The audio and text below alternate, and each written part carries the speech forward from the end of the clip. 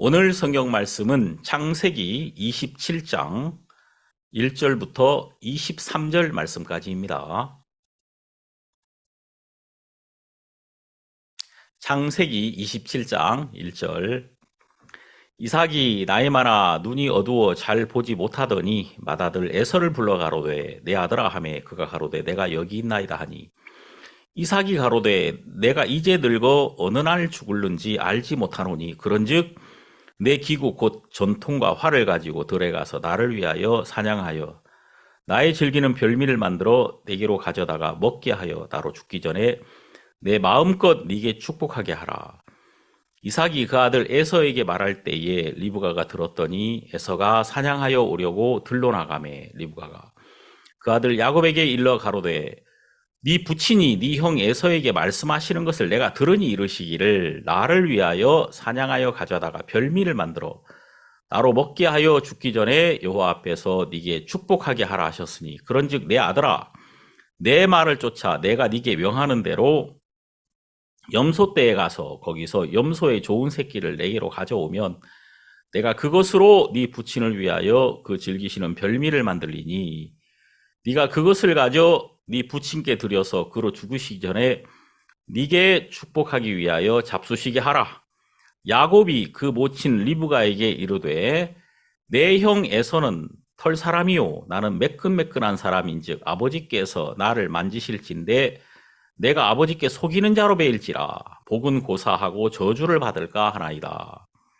어미가 그에게 이르되 내 아들아 너의 저주는 내게로 돌리리니 내 말만 쫓고 가서 가져오라. 그가 가서 취하여 어미에게로 가져왔더니 그 어미가 그 아비의 즐기는 별미를 만들었더라. 리브가가 집안 자기 처소에 있는 맏아들 에서의 좋은 의복을 취하여 작은 아들 야곱에게 입히고 또 염소 새끼의 가죽으로 그 손과 목에 매끈매끈한 곳에 꾸미고 그 만든 별미와 떡을 자기 아들 야곱의 손에 주매 야곱이 아버지에게 나아가서 내 아버지여 하고 부른데 가로되 내가 여기 있노라. 내 아들아 네가 누구냐? 야곱이 아비에게 대답하되 나는 아버지의 맏아들 에서로소이다. 아버지께서 내게 명하신 대로 내가 하였사오니 청컨대 일어나 앉아서 내 사냥한 고기를 잡수시고 아버지의 마음껏 내게 축복하소서. 이삭이 그 아들에게 이르되 내 아들아 네가 어떻게 이같이 속히 잡았느냐?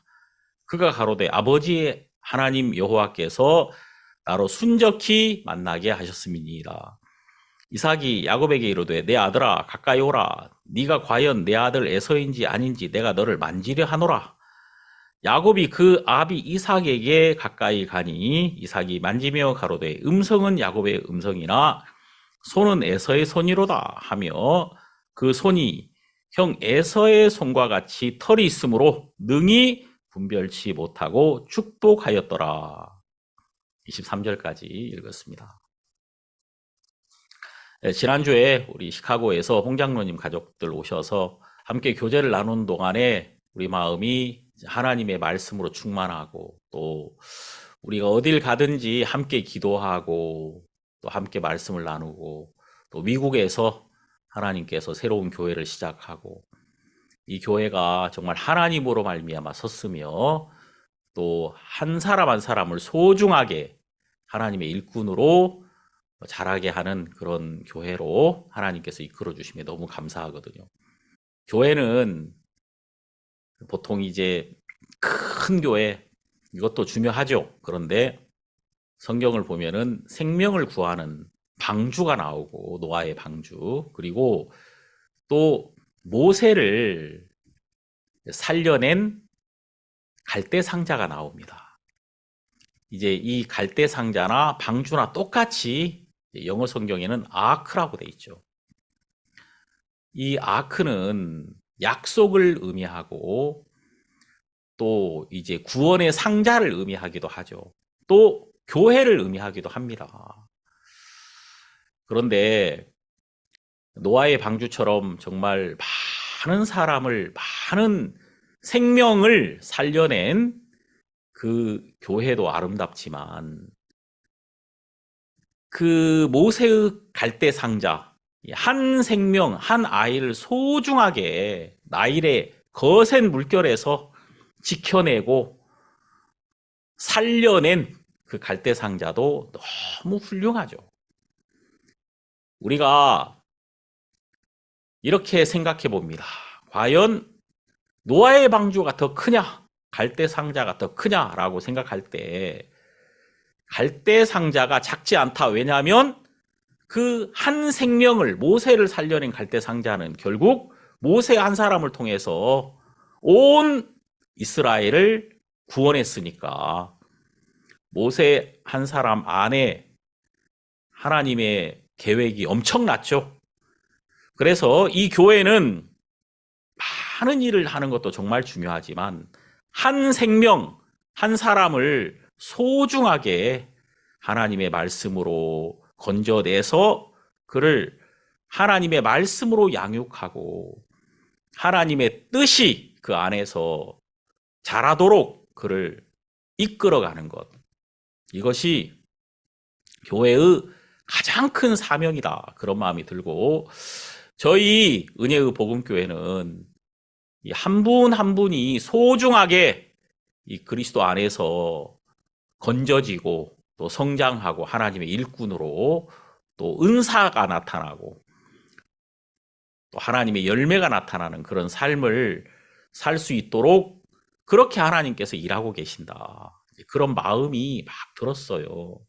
너무 감사했고 그들이 가지신 은사가 이 교회 안에서 나타나고 이것이 연합하고 상합해서 하나님의 뜻이 나타난다는 것이 너무 감사한 마음이 듭니다. 자, 우리가 오늘 창세기 27장을 읽었는데 여러분 이제 이 말씀은 많은 사람들에게 기쁨을 주기도 하지만 또 이게 대체 무슨 말이야? 이렇게 의문을 품게 하는 부분도 있습니다. 이삭은 에서를 축복하기를 원했습니다. 또 에서는 장자로서 그 축복을 받을 권리가 있었고 또 본인도 간절하게 이 복을 사모했습니다. 자, 이삭은 축복을 넘겨줄 수 있는 사람으로서 에서를 기뻐했고 에서는 이것을 받으려는 준비가 다 돼 있었단 말이에요. 그런데 복이 에서에게 가지 않았습니다. 누가 복을 받았죠? 야곱이 복을 받았습니다. 대체 야곱은 누구입니까? 야곱은 전혀 이 복을 받을 수 없는 사람, 이 복의 자격이 전혀 없는 사람이었단 말이에요. 이제 본인이 아이고 내가 무슨 복을 받습니까? 내가 잘못하다가 아버지에게 괜히 저주를 받을까 두렵습니다. 이런 마음을 가진 사람 아닙니까? 자, 그런데 이 성경은 왜 에서가 복을 받지 못하고 야곱이 복을 받았는가? 이제 이런 부분을 창세기 27장에서 아주 정확하게 말씀하고 계시는 것입니다. 창세기 27장만 보면 이게 잘 안 보여요. 그런데 신약 성경을 로마서를 읽어보면 창세기 27장을 로마서 9장이 완벽하게 해설을 해주고 있거든요. 완벽 해설 뭐 이런 말 있죠. 로마서 9장은 창세기 27장을 완벽하게 풀어주고 계신다.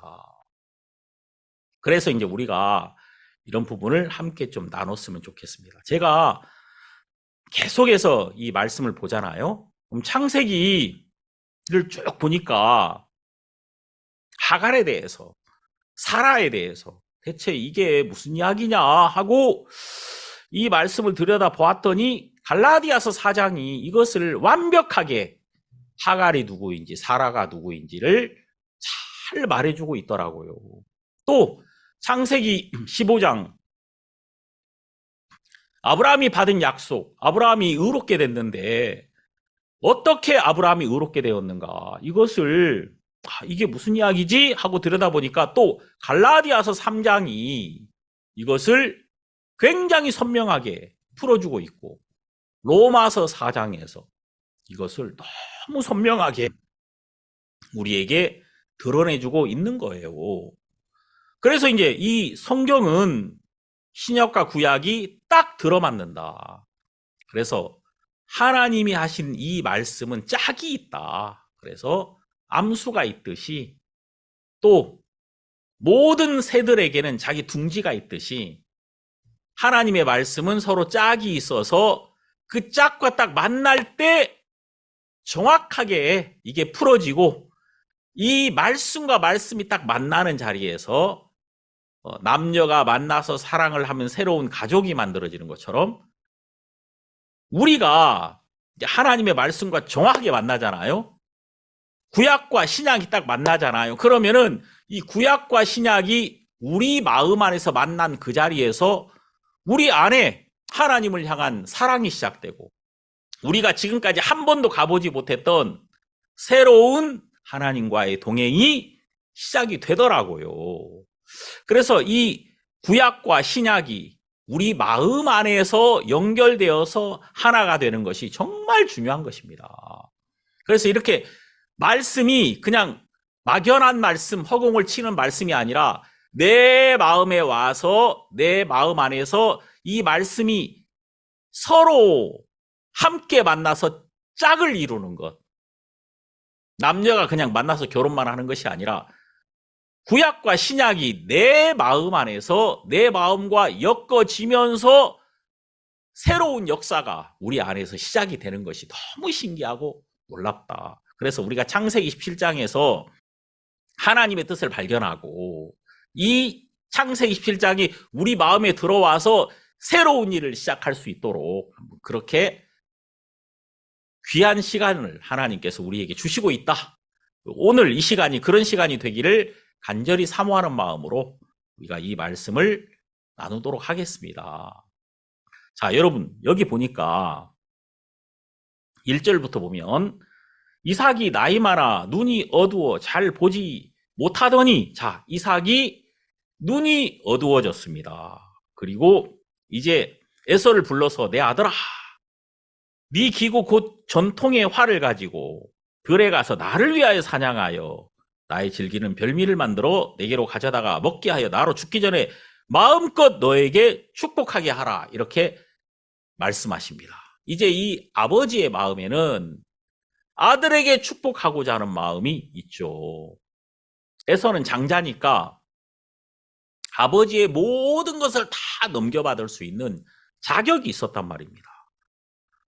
자, 그런데 이삭이 이 이야기를 옆에서 듣습니다. 어머니는 아버지의 가장 가까운 곳에 있으니까. 그래서 이 리브가가 에서가 사냥하러 나가는 것을 보고 빨리 야곱을 부릅니다. 이 야곱은 장막에 거하는 자니까 이렇게 말합니다. 너의 아버지가 형 에서에게 이렇게 말하시더라. 나를 위하여 사냥하여 별미를 만들어 나로 먹게 하고 죽기 전에 너에게 축복하게 하라 이렇게 이야기했으니까 내 아들아 내 말을 쫓아 내가 너에게 명하는 대로 빨리 가서 염소떼에 가서 염소의 좋은 새끼를 가져와라. 그러면 내가 그것으로 너의 부친을 위하여 그가 즐겁게 드시는 별미를 만들 거야. 그래서 네가 그것을 가지고 너의 아버지에게 가서 그 부친을 위하여 그 즐기시는 별미를 드리고 네가 복을 받아라. 자, 이렇게 이야기를 합니다. 그랬더니 이 야곱이 이렇게 말하죠. 11절 야곱이 그 모친 리브가에게 이르되 내 형 에서는 털 사람이요 나는 매끈매끈한 사람인즉 이 형은 털이 많단 말이에요. 이 털이 많은 사람이고 또 들 사람이었다. 그러니까 이 땀도 많고 몸에 채취가 강한 사람이란 말이에요. 그런데 이 야곱은 매끈매끈한 사람이었다. 털이 없단 말입니다. 참 이렇게 한 뱃속에서 나왔는데 이렇게 달라요. 이렇게. 너무 다른 사람이었단 말이에요. 아버지가 내가 탁 별미를 가지고 가면은 단번에 알아볼 거다. 내가 야곱이라는 것을 알아볼 텐데 12절 아버지께서 나를 만지실진데 내가 아버지께 속이는 자로 매일지라 복은 고사하고 저주를 받을까 하나이다. 이 야곱의 마음에는 내가 절대 복을 받을 수 없다. 내가 오히려 저주를 받을 것이다. 자, 지금 야곱의 마음속에 어떤 마음이 있습니까? 아버지에게 설 수 없는 사람. 내가 아버지에게 절대 기쁨이 될 수 없는 사람이라는 것을 야곱이 너무나도 잘 알고 있더란 말이에요. 자, 이 성경은 방향이 똑같거든요. 하나님이 이 말을 하셨다가 저 말을 하셨다가 그러는 분이 아니란 말이에요. 갈라디아서에도 그런 얘기가 있죠. 사람의 약속이라도 한 번 정한 다음에는 약속을 번복하면 안 되는데 하나님이 한 번 약속하신 것을 뒤집겠느냐. 절대 그런 일은 없다. 자, 이 성경에는요. 쭉 나가는 방향이 있습니다. 하나님이 인간을 지을 때 연약하게 지었습니다. 흙으로 지었어요. 왜냐하면 인간에게 은혜를 베푸시려고. 인간에게 그 연약함으로 인하여 하나님의 은혜와 긍휼이 인간에게 끊임없이 임하도록. 그래서 땅이 하늘의 것을 받아들이듯이 계속해서 받아야 되잖아요. 땅이. 그런 것처럼 우리도 하나님과 연결되어서 하나님의 것을 끊임없이 받을 수 있는 자로 하나님께서 우리를 지었단 말이에요. 지금 없는 것 같아도 이게 아무런 문제가 되지 않는 이유는 하나님이 그분의 풍성함을 우리에게 넉넉히 주실 거니까 이 없는 것이 전혀 문제가 되지 않는다는 거죠. 자, 하나님이 사라와 하갈을 통해서 우리에게 뭘 가르쳐 주십니까? 하갈은 자식을 낳을 수 있었단 말이에요. 그러니까 할 수 있는 자입니다. 그는 계집종이었고 육체를 신뢰하는 자, 젊은 여자니까 아이를 낳을 수 있단 말이에요. 그게 하갈입니다. 그래서 하갈은 자기를 믿는 자였어요. 자기가 자식을 낳을 수 있으니까, 젊은 여자니까. 자, 그런데 경수가 끊어진 자, 절대 자식을 낳을 수 없는 자, 아브라함을 기쁘게 하는 아들을 낳을 수 없는 자가 사라였단 말이에요. 그래서 이 사라는 자기가 절대 아브라함을 기쁘시게 할 수 없는 자였기 때문에 자기를 버렸다. 그리고 약속에게로 그 마음이 옮겨갔단 말입니다. 명년 이맘때 네게 아들이 있으리라. 자기에게 말씀하신 이 약속으로 그 마음을 옮겼단 말이에요. 자, 성경에 요한복음 8장 31절에 보면 그러므로 예수께서 자기를 믿은 유대인들에게 이르시되 너희가 내 말에 거하면 참 내 제자가 되고 진리를 알지니 진리가 너희를 자유케 하리라. 자, 여러분, 예수님을 믿은 유대인들에게 뭐라고 말하냐면 내 말에 거해라 이렇게 말합니다. 사람들이 예수님을 보고 예수님 너무 좋아, 예수님 너무 훌륭해, 이것은 알았는데 그냥 밖에서 그렇게 보는 거예요. 그 안에 들어가서 예수님의 집 안으로 들어와서 말씀의 집 안으로 들어와서 거기서 머물지는 않는단 말입니다. 그냥 야 좋아 하면서 지나가는 거죠. 야 너무 좋아 하면서 여전히 자기의 삶을 사는 겁니다. 그런데 예수님은 내 말에 거하면 내 제자가 된다. 자, 말씀을 듣고 그 말씀 안으로 들어오는 겁니다. 그러면은 자, 내가 집 안으로 들어오면 안전하잖아요. 아무리 밖에 비가 와도, 요즘 비가 많아요. 비가 많은데 비가 와도 집 안에 있으면 내 살갗에 비 한 방울이 부딪히지 않습니다.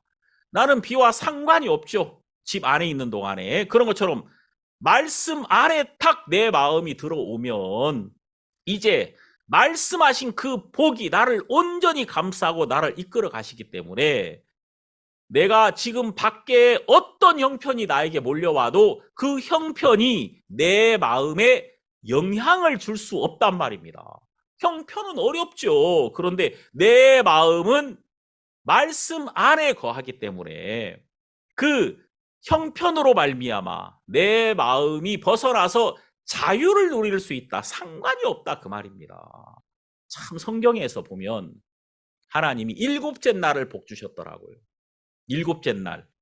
하나님이 모든 걸 마치시고 쉬신 날이잖아요. 일곱째 날을 복 주셨기 때문에 일곱째 날 안에 있는 사람은 다 복을 받게 돼 있습니다. 안식 안에 들어온 자가 복을 받는 거예요. 내가 예수 안에서 복을 받는 겁니다.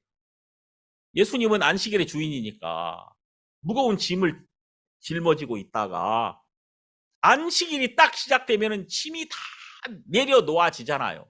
안식일 안에서는 무거운 짐을 다 놓아야 되듯이 내가 예수 안으로 딱 들어오는 순간에 죄짐이 뚝 떨어집니다.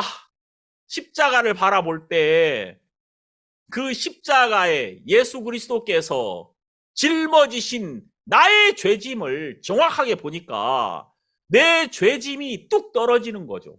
우리가 철로 역정이라는 그 책을 읽어보면은 그 존 버년이 쓴 철로 역정이라는 책을 읽어보면은 기독도가 무거운 짐을 짊어지고 가다가 십자가를 딱 만났을 때 그 무거운 짐이 다 굴러가 버리더라. 그 십자가 뒤편에 있는 낭떠러지로 짐이 다 벗겨져 버리는 것이죠. 자, 그런 것처럼 우리가 예수 그리스도를 만났을 때 우리는 그분 안에서 모든 짐을 다 내려놓게 됩니다. 안식일 안에는 절대 일을 하는 사람을 용납하지 않는 것처럼 예수 그리스도가 주인된 그 세계 안에서는 우리의 수고를 하나님께서 용납하지 않는단 말이에요. 우리는 그리스도 안에서 안식과 평안을 누리는 겁니다. 예수님도 수고하고 무거운 짐진 자들아 다 내게로 오라 내가 너희를 쉬게 하리라. 열심히 일하는 사람은 짐이 점점 많아지는데 안식하는 사람은 복을 받더란 말입니다. 왜냐하면 일곱째 날을 복 주셨기 때문에 그렇단 말이에요. 그리스도 안에 들어온 자는 그리스도 안에서 내 짐을 내려놓고 그분으로 기뻐하는 동안에 우리는 저절로 복을 받는 세계란 말입니다. 그래서 하나님께서 일곱째 날을 복 주셨고 그리스도 안에서 우리를 복 주셨다고 에베소서 1장에서 말씀하고 계시죠. 한번 에베소서 1장을 쭉 읽어보십시오. 로마서를 읽은 다음에 에베소서로 딱 들어가 보면은 정말 그 마치 막 그 로마서에서 하신 그 기쁨이 업그레이드 되고 진짜 시즌 2로 막 이렇게 들어가는 그런 그 뜨거운 감동을 우리가 발견하게 됩니다.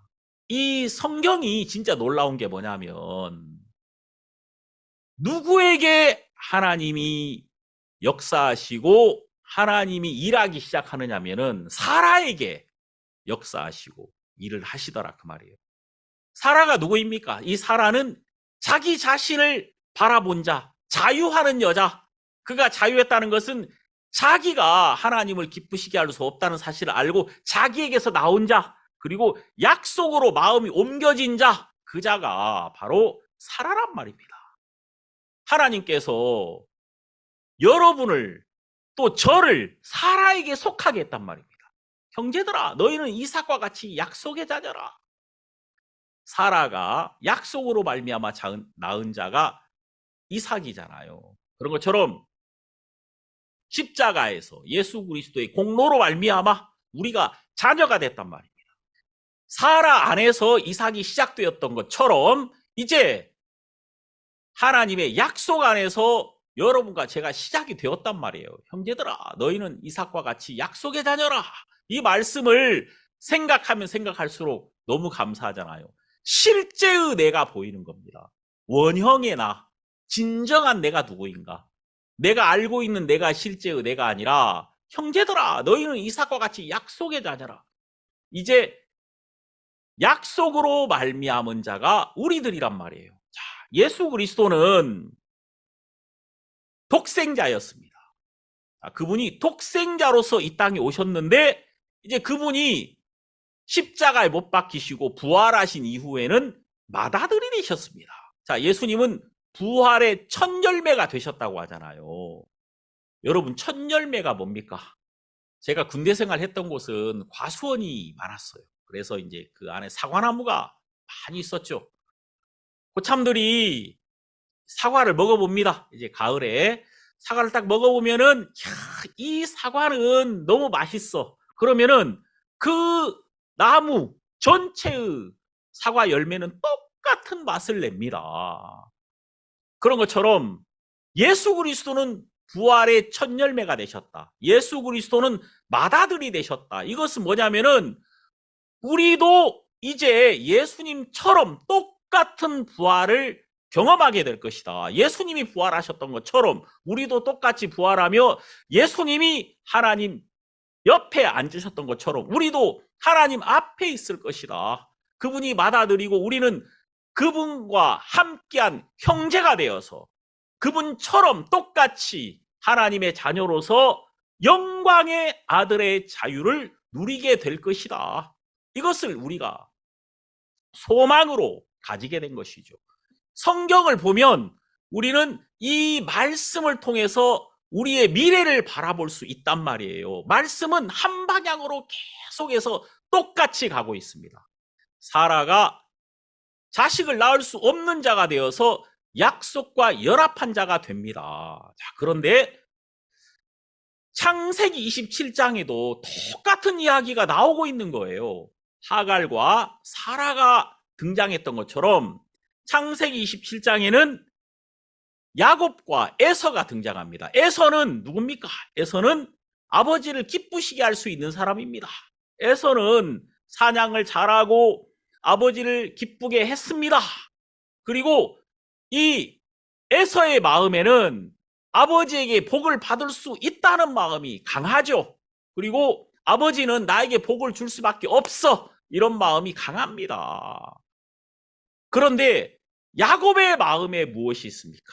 야곱의 마음에 정확한 한 가지 마음은 내가 내 이름으로, 내 모양으로, 내 목소리로 아버지에게 나아갔다가는 바로 나는 저주를 받아.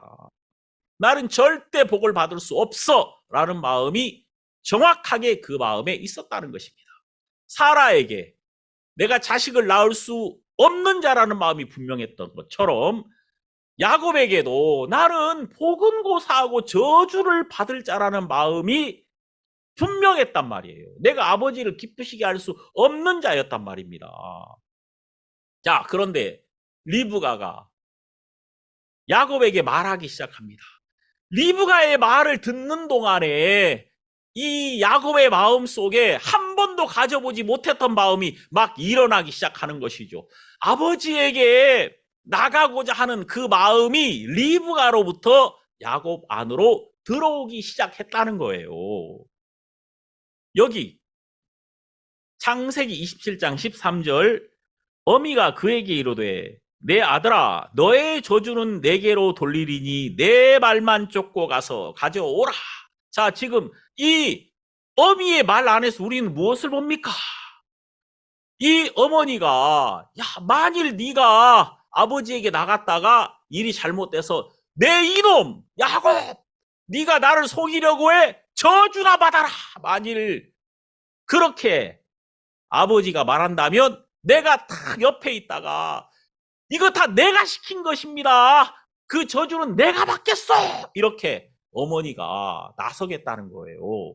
그러니까 너는 그냥 내 말만 들어. 이게 만일 잘못되면 그냥 이 모든 책임은 고스란히 내가 짊어질 거야. 이렇게 어머니가 말을 하고 있는 거죠.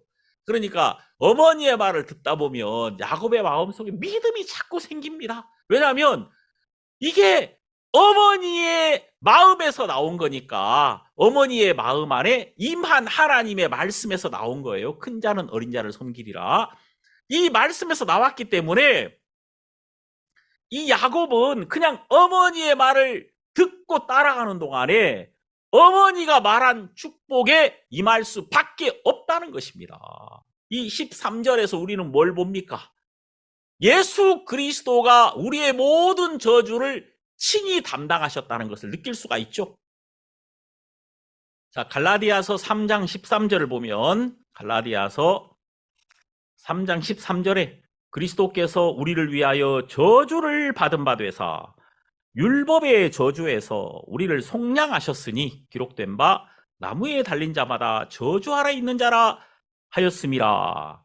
신명기 21장 23절에 보면은 나무에 달린 자마다 저주를 받은 자라고 말씀하고 계십니다. 예수 그리스도는 십자가에 못 박히심으로 그가 우리의 모든 저주를 담당하신 분으로 정확하게 드러나셨단 말입니다.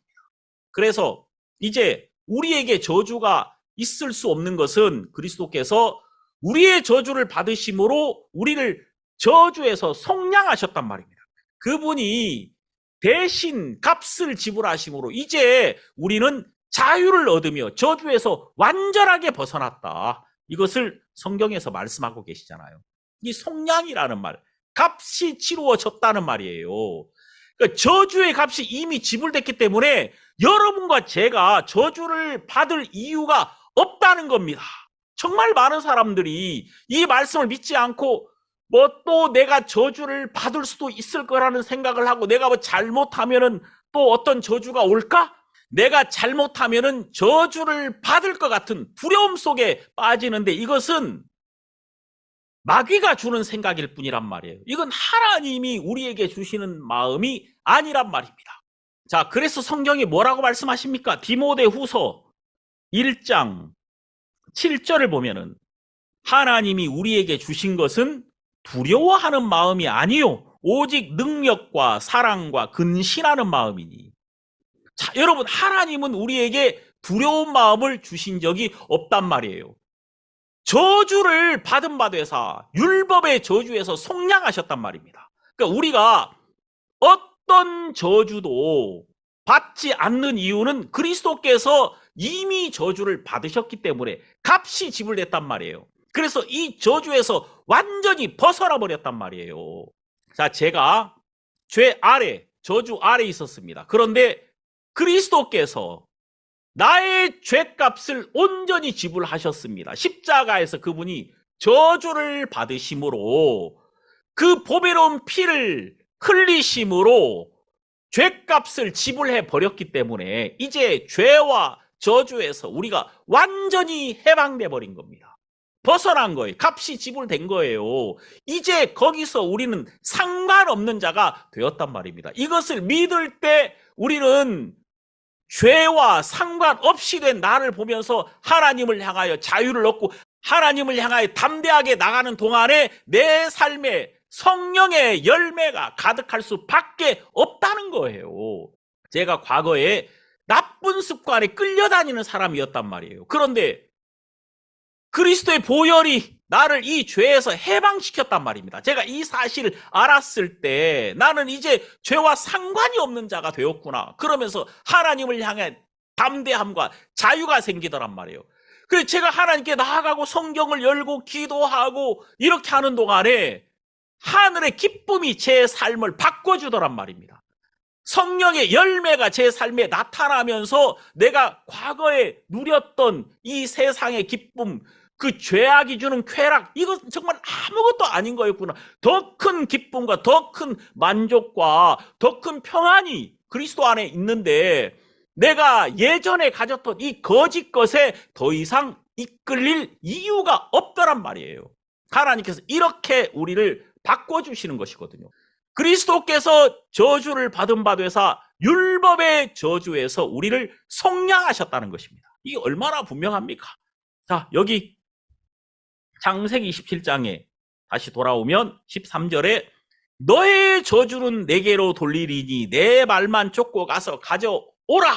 이 말씀을 듣는 동안에 야곱의 마음에 임한 두려움이 완전히 사라져버립니다. 말씀이 와서, 빛이 와서 두려움을 제거하고 이제 마음에 담대한 마음이 생깁니다. 내가 아버지께 나가도 되겠다. 아버지께서 나에게 복을 주시겠다 하는 그런 마음이 야곱의 마음에 생겼단 말입니다. 자, 어머니 안에 있는 하나님의 약속이 이제 아들 야곱의 마음 안으로 들어왔고 그 말씀이 빛이 되어서 야곱 안에 있었던 두려움과 또 불안한 마음을 온전히 밀어내버리고 아버지에게 나갈 수 있는 담대한 마음을 일으켜 주더라는 것입니다. 자, 그리고 여기 14절 그가 가서 취하여 어미에게로 가져왔더니 그 어미가 그 아비의 즐기는 별미를 만들었더라. 자, 이제 아버지를 기쁘게 하는 모든 별미가 어머니의 손 안에서 만들어지더라. 지금 이제 야곱은 어머니를 기다리는 겁니다. 야곱은 어머니를 바라보는 거예요. 그리고 15절, 리브가가 집안 자기 처소에 있는 맏아들 에서의 좋은 의복을 취하여 작은 아들 야곱에게 입히고, 자, 야곱은 그냥 어머니가 준비한 것을 받아들일 뿐입니다. 16절, 또 염소 새끼의 가죽으로 그 손과 목에 매끈매끈한 곳에 꾸미고, 17절, 그 만든 별미와 떡을 자기 아들 야곱의 손에 주매. 자, 여러분 여기 15, 16, 17 입히고 꾸미고 주고, 야곱은 어머니가 자기를 위하여 입히실 때 입혀지고 꾸미실 때 꾸며지고 또 주었을 때 받아들이고, 그냥 야곱의 일이 이것이더라고요. 야곱은 그냥 어머니가 하는 일 안에 속해버렸단 말입니다. 이것이 바로 무엇입니까? 그리스도께서 우리의 의가 되시고 의의 옷을 입히시고 또 하나님을 기쁘시게 할 수 있는 모든 것으로 우리를 단장하시고 꾸미시고, 그리고 또 우리에게 하나님을 기쁘시게 하는 열매를 주시고 의와 거룩함과 지혜를 우리에게 주셔서 우리가 하나님 앞에 예수 그리스도의 공로를 의지해서 나가게 하시는 겁니다. 자, 18절, 야곱이 아버지에게 나아가서 내 아버지여 하고 부른데 가로되 내가 여기 있노라. 내 아들아, 네가 누구냐? 자, 이 야곱이 아버지여 하고 부르니까 이 목소리가 누구 목소리입니까? 야곱의 목소리란 말이에요. 난 지금 에서를 기다리고 있는데 야곱이 나타났단 말이에요. 네가 누구냐? 그랬더니 19절, 야곱이 아비에게 대답하되 나는 아버지의 맏아들 에서로소이다. 자, 지금 야곱이 아버지께 나갑니다. 내 아버지여. 그랬더니 이삭이 내 아들아, 네가 누구냐? 난 지금 에서를 기다리는데 야곱의 목소리가 나타났단 말입니다. 아버지가 대번에 알죠? 그랬더니 야곱이 나는 아버지의 맏아들 에서로소이다. 자, 이것이 우리가 볼 때는 거짓말인 것 같은데 이것은 어머니가 그에게 넣어준 말이었단 말입니다. 자, 그가 지금 자기 마음으로 나가고 있는 것이 아니라 어머니에게 받은 마음으로 아버지 앞에 서고 있더란 말이에요. 자, 어머니는 이 일을 함에 담대한 이유는 정확하게 하나님의 말씀이 그 안에 있었단 말입니다. 큰 자는 어린 자를 섬기리라. 하나님의 마음이 야곱에게 있다는 사실을 정확하게 알았단 말이에요. 자, 우리는 여기에서 왜 하나님께서 이렇게 하셨는지를 로마서 9장을 통해서 발견하게 됩니다. 한번 로마서 9장을 보십시오. 로마서 9장 10절, 이뿐 아니라 또한 리브가가 우리 조상 이삭 한 사람으로 말미암아 잉태하였는데 그 자식들이 아직 나지도 아니하고 무슨 선이나 악을 행하지 아니한 때에 택하심을 따라 되는 하나님의 뜻이 행위로 말미암지 않고 오직 부르시는 이에게로 말미암아 서게 하려 하사 리브가에게 이르시되 큰 자가 어린 자를 섬기리라 하셨나니. 이 말씀에 대한 에피소드가 있죠. 미국의 어떤 라디오 방송국에서 이제 성경 말씀을 낭독해주는 그런 프로그램이 있었답니다. 딱 그 시간이 되면은 성경을 쭉 읽어주는 거죠. 많은 사람들이 그 성경을 들었단 말이에요. 옛날에 방송국들이 요즘처럼 뭐 MP3 이런 걸 사용했던 것이 아니라 그 비닐 테이프를 사용했단 말이에요. 근데 이제 이게 가끔 가다가 기계가 잘못돼서 걸린단 말입니다. 그래서 이제 이 방송 사고가 난 거예요. 이 테이프가 딱 멈추면서 계속해서 구간 반복이 된 겁니다. 어디가 구간 반복이 됐냐면 로마서 9장 11절, 행위로 말미암지 않고 행위로 말미암지 않고 행위로 말미암지 않고, 사람들이 계속해서 몇 분 동안 이 말씀을 들었다는 거죠. 자, 여기에서 정말 중요한 것은 행위로 말미암지 않고입니다. 자, 하나님이 왜 큰 자가 어린 자를 섬기리라고 말씀하셨습니까? 여기 로마서 9장 12절에는 큰 자가 어린 자를 섬기리라고 하셨거든요. 큰 자는 에서고 어린 자는 야곱입니다. 리브가가 쌍둥이가 자기 뱃속에 있을 때 하나님의 음성을 들은 거예요. 큰 자가 어린 자를 섬기리라. 그리고 이제 그가 아이를 낳았을 때 에서가 먼저 나왔고 야곱이 따라 나옵니다. 어머니의 마음에는 둘이를 똑같이 사랑했겠죠. 그러나 하나님의 뜻이 야곱에게 있었다는 것을 어머니가 알았기 때문에 그 말씀 하나가 들어와서 어머니의 마음에 야곱을 사랑하는 마음을 주셨다는 것입니다. 자, 여러분, 우리가 큰 배가 엔진이 고장 났을 때 작은 배가 와서 그 큰 배 줄을 걸어 가지고 끌고 가잖아요, 부두로. 그럼 이제 엔진이 있는 작은 배가 큰 배를 끌고 가듯이 우리 마음 안에도 말씀 하나가 들어오는 겁니다. 말씀 하나가 들어와서 무슨 일을 하냐면은 나는 본능대로 그냥 육으로 끌려갈 수밖에 없는데 말씀이 와서 나를 딱 잡고 하나님의 뜻을 따라 말씀이 와서 나를 잡고 하나님의 뜻으로 내 삶을 이끌어 간단 말입니다. 하나님의 말씀이 리브가 안에 들어와서 그냥 본능대로 살 수밖에 없는 리브가가 하나님의 약속대로 야곱을 사랑하고 야곱을 위하여 일할 수 있는 마음으로 그 마음이 끌려가더라는 거예요. 자, 이 말씀 안에서 큰 자가 어린 자를 섬긴다는 것을 로마서 9장이 계속해서 설명을 해놓고 있습니다. 자, 여러분, 큰 자 에서입니다. 장자입니다. 장자는 상속권이 있죠. 마땅히 내가 받을 수 있는 자, 그가 상속권을 가진 자란 말이에요. 근데 야곱은 어린 자입니다. 야곱은 상속권이 없는 자입니다. 야곱은 받을 수 없는 자예요. 그런데 하나님은 큰 자가 어린 자를 섬기리라. 그 어린 자에게 모든 것을 주시겠다는 거예요. 그리고 13절에는 내가 야곱은 사랑하고 에서는 미워하였다 하신 것 같으니라. 하나님이 야곱을 사랑할 수밖에 없었던 것은 야곱은 어린 자였기 때문에 그렇단 말이에요. 그러면서 여기 쭉 뭐라고 말하냐면 여기 로마서 9장 16절을 보면 그런즉 원하는 자로 말미암음도 아니요 다른 박질하는 자로 말미암음도 아니요 오직 긍휼히 여기시는 하나님으로 말미암음이니라. 자, 하나님이 하나님의 복을 누구에게 주시냐면 원하는 자에게 주신 것도 아니고 다른 박질하는 자에게 주시는 것도 아니고 오직 긍휼히 여기시는 하나님으로 말미암은 자. 그러니까 행위로 말미암는 것이 아니라 하나님의 약속으로 말미암은 자에게 하나님께서 복을 주시는 겁니다. 아주 쉽게 말하면은 예수 그리스도로 말미암은 자만 하나님이 받으시겠다는 겁니다.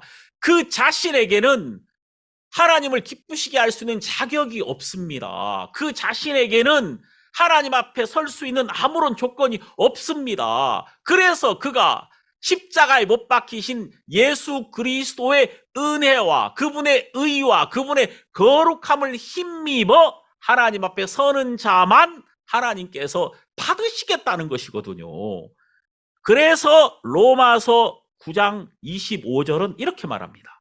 호세아 그래도 이르기를 내가 내 백성 아닌 자를 내 백성이라 사랑치 아니한 자를 사랑한 자라 부르리라.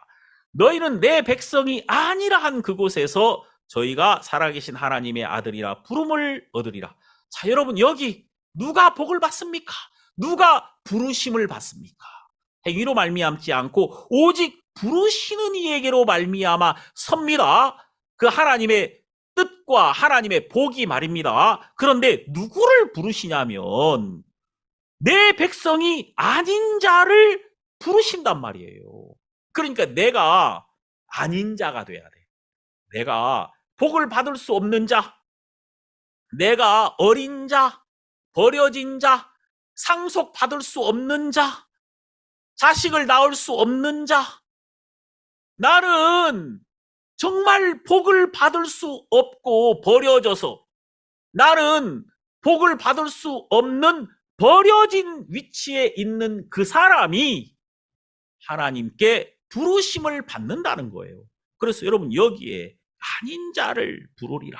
사랑치 아니한 자, 백성이 아닌 자, 그가 부르심을 받는다는 거예요. 그래서 이방인들이, 아닌 자들이, 버려진 자들이 은혜로 부르심을 입었다는 것입니다. 이것을 성경이 가르쳐주고 싶었던 것입니다. 왜 하나님이 야곱을 선택하셨습니까? 아닌 자를 선택한 겁니다.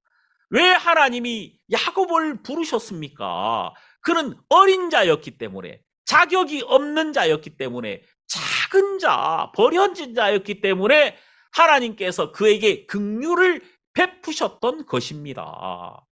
자, 우리는 창세기 27장에서 큰 자가 어린 자를 섬기리라는 이 말씀이 이루어지는 것을 보고 있는 것입니다. 자, 그렇다면 여러분, 하나님은 에서를 저주하기로 아예 작정을 했다는 겁니까? 그렇지 않다는 것입니다. 자, 하나님은 큰 자가 된 나, 마땅한 자, 자격을 갖춘 자, 이렇게 하나님 앞에 섰을 때 하나님이 그를 받지 않으신단 말입니다. 그가 하나님의 말씀 앞에 정확하게 선다면 나는 정말 미움을 받을 수밖에 없구나. 나는 하나님 앞에 설 수 없는 사람이구나. 나는 사랑을 받을 수 없는 사람이구나. 이렇게 아닌 자가 돼버릴 겁니다. 말씀이 들어가면 말입니다. 그런데 이 성경을 보면은 이 에서의 태도는 계속해서 사랑을 받으려고만 하고 있습니다. 그가 미움을 받는 자의 위치로 그 마음이 내려가지를 않는 거예요. 마음이 떨어지지를 않습니다. 마음이 내려가질 않습니다. 옛날에 우리 어머니들이 솥단지로 밥을 할 때 누룽지가 생기잖아요. 누룽지가 솥에 딱 달라붙습니다. 이제 밥이 타가지고 말입니다. 이 솥에 딱 붙어 있잖아요. 새로운 밥을 하려면은 이 누룽지를 떼내야 됩니다. 그럼 이 누룽지를 어떻게 떼내냐면은 좀 더 열을 가해가지고 열을 막 가하면은 이 누룽지가 떨어져 나오잖아요. 자, 그런 것처럼 하나님께서는 우리 마음에 붙어 있는 이런 마음들을 떨어뜨리시려고 한단 말이에요. 우리 마음에 붙어 있는 많은 생각들이 있거든요. 우리 마음에 우리를 위하는 마음들, 또 내가 서보려는 마음들, 내가 큰 자라는 마음들, 내가 다른 사람보다 위에 서는 많은 우리의 달라붙어 있는 마음이 있단 말이에요. 근데 이런 마음을 한번 떨어뜨려야 된단 말이에요. 이게 언제 탁 떨어지냐면은 저주를 받을 때 떨어집니다. 죽음 앞에 설 때, 버려질 때, 나를 위하는 마음, 나를 세우려는 마음, 이 마음들이 한번 온전히 나에게서 떨어져 나간단 말이에요. 내가 저주받은 자가 되어버리면, 내가 미움을 받은 자가 되어버리면 내 마음에 나를 위하는 마음들이, 나에게 미련을 갖는 이런 마음들이 뚝 떨어져 나간단 말이에요. 하나님께서는 우리에게 이렇게 그의 분노와 그의 저주를 한번 쏟아 부음으로써 이제 우리가 우리 자신을 향한 기대를 가지지 않으며 우리 마음이 이렇게 난 정말 아닌 자구나. 나는 하나님에게 복을 받을 수 없는 자구나. 그래서 나는 예수 그리스도만을 바라보겠노라. 나의 소망은 오직 예수 그리스도 한 분에게만 있노라. 이렇게 우리 마음이 나에게서 예수님에게로 온전히 옮겨지게 되기를 기뻐하셨다는 것입니다. 이런 일을 하나님이 하고 계시는 거예요. 이 에서는 말입니다. 나를 미워하시는 하나님, 나를 버리시는 하나님, 이 하나님 앞에 굴복해야 됐단 말입니다. 이 에서가 이렇게 하나님 마음 앞에 굴복해버리면, 아닌 자가 되어버리면 그가 복을 받았을 것입니다. 긍휼히 여기신 하나님을 만났을 거다 그 말이에요. 누가 불쌍히 여김을 받습니까? 불쌍한 자가 돼야 될 거 아니에요. 버려진 자가 돼야 될 거 아니에요. 그럼 하나님이 불쌍히 여기시더라고요. 우리가 지난주에도 봤지만 하나님은 하갈의 눈도 열어주시더라고요. 하갈에게도 은혜를 베풀어 주시더라고요. 그가 정말 자기의 끝을 보고 목 놓아 울었을 때 그의 아이의 소리를 들으시더라고요. 하나님이. 여러분 여기 보면 19절 야곱이 아비에게 대답하되 나는 아버지의 맏아들 에서로소이다. 자, 이 말이 거짓말인 것 같은데 사실은 어머니에게 받은 마음입니다. 이게 자기 마음이 아니라요. 어머니가 그의 입술에 넣어준 말이란 말이에요. 그래서 그가 이게 내 마음이 아닌 어머니에게 받은 마음으로 아버지 앞에 섰기 때문에 우린 이런 것을 믿음이라고 합니다. 우리가 때로 하나님의 말씀을 받아들일 때 나로서는 상상할 수 없는 말을 내가 하게 됩니다. 자, 아브라함이 자식이 없었습니다. 그런데 하나님이 그 자식이 없는 아브라함에게 너 아브라함이야. 아브라함이 아니라 아브라함이야. 많은 무리의 아비야. 이렇게 말씀하시더라고요. 이제 그 말씀을 딱 듣고 아브라함이 자기의 진정한 원형을 회복합니다. 원형. 여러분, 진짜 나. 하나님 마음 안에 있는 내가 진짜 납니다. 그게 진짜 원형의 나란 말이에요. 우린 오랫동안 가짜의 나로 살아왔어요. 너무 오랫동안 가짜. 그 마귀가 넣어준 생각 안에서 만들어진 이 육체 안에서 만들어진 그냥 그 나로서만 살았단 말입니다. 그런데 하나님의 말씀 안에서 만들어진 진짜 원형의 내가 있는데 바로 그분이 예수 그리스도였단 말입니다. 우리가 예수 그리스도로 말미암아 거듭나는 그 순간에 우린 나의 참된 원형이신 예수 그리스도를 봅니다. 그리고 예수 그리스도 이분을 닮습니다. 이분을 바라보고 있는 동안에 이분의 모든 것이 나의 삶을 통해 나타날 수밖에 없다는 사실을 우리가 이 성경에서 발견하게 되는 거예요. 그래서 이제 우리도 하나님 앞에서 또 많은 사람 앞에서 그리스도인이다. 우린 그리스도를 닮은 자들이다. 그리스도가 우리 안에 계시며 우리를 통해 나타나시길 기뻐하신다라고 담대하게 말할 수 있는 것입니다. 자, 여러분 여기 20절 이삭이 그 아들에게 이르되 내 아들아 네가 어떻게 이같이 속히 잡았느냐? 그가 가로되 아버지 하나님 여호와께서 나로 순적히 만나게 하셨음이니이다. 야, 너 어떻게 이렇게 빨리 잡을 수 있었지? 여러분 어떻게 이렇게 빨리 잡았죠? 집 안에 있는 거 그 우리에서 가져온 거 아닙니까? 그리고 어머니가 신속하게 일한 거 아니겠습니까? 어머니의 마음 안에서 아버지에게 나가는 일은 이렇게 순적하더라고요. 여러분 우리가 우리의 일을 하면은 굉장히 복잡해집니다. 그러나 우리가 그리스도 안에 들어와서 그리스도의 인도를 받으면은 순적하게 되더라고요. 모든 일이 편해지고 쉬워질 때가 언제냐면요. 내가 내 마음을 내려놓을 때입니다. 복잡한 내 마음, 야곱의 마음이 복잡했습니다. 리브가의 말이 들어가니까 단순해지는 거예요. 그가 할 일이 없잖아요. 어머니가 그에게 입히고 꾸미고 주고 그냥 어머니로 말미암아 그는 아버지 앞에 서면 되는 것입니다. 이게 순적하게 되는 것이죠. 이게 믿음입니다. 그래서 여러분 믿음은 복잡하지 않고 단순하며 강력합니다.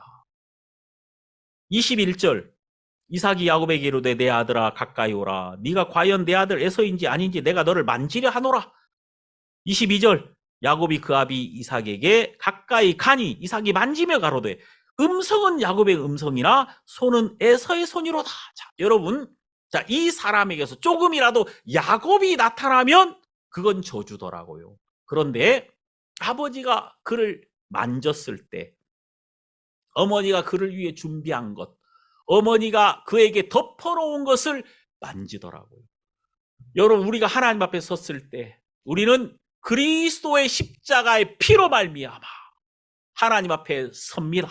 그리스도가 우리를 위하여 주신 의의 옷과 그 거룩함을 힘입어 하나님 앞에 서는 것입니다.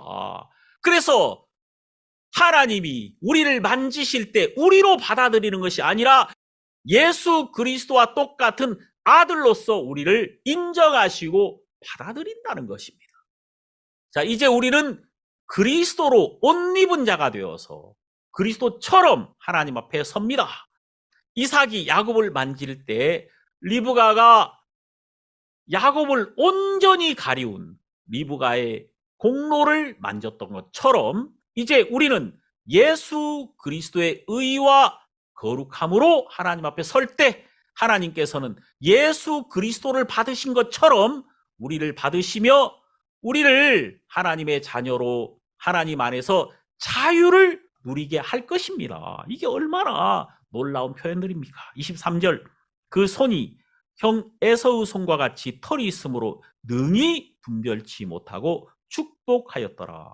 자, 여러분, 아버지가 야곱을 받을 때 에서로 받아들인 것처럼 이제 하나님이 여러분과 저를 받을 때 예수 그리스도와 똑같이 우리를 받으시며 예수 그리스도에게 주셨던 상속권을 우리도 똑같이 받으며 아들의 명분을 가지고 우리가 하나님 앞에서 영광스러운 삶을 살게 될 것입니다.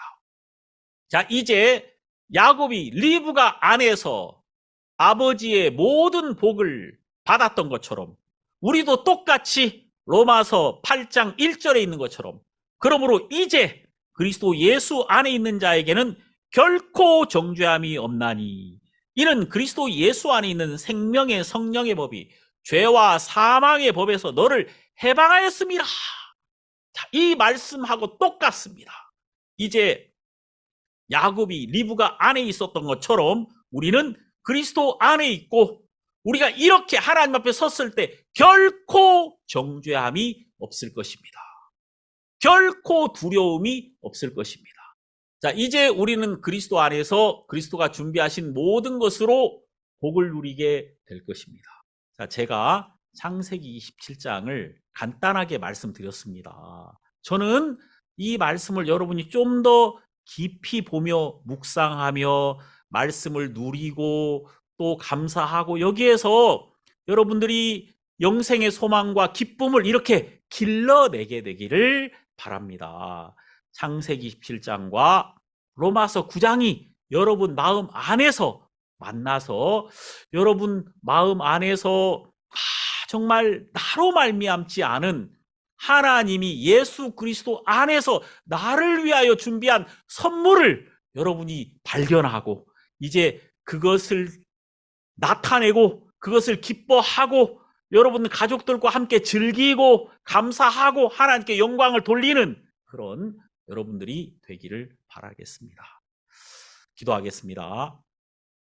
하나님 아버지 감사합니다. 우리는 야곱처럼 복보다도 저주와 가까운 자들입니다. 우리는 버려진 자들이며 소망이 없는 자들이었는데 이제 리브가 안에서 야곱이 새로워졌던 것처럼 그리스도 안에서 우리는 새 사람이 되었고 그리스도 안에서 그리스도로 말미암은 한 새 사람으로 지음을 받아서 우리가 하나님 앞에 서게 되었습니다.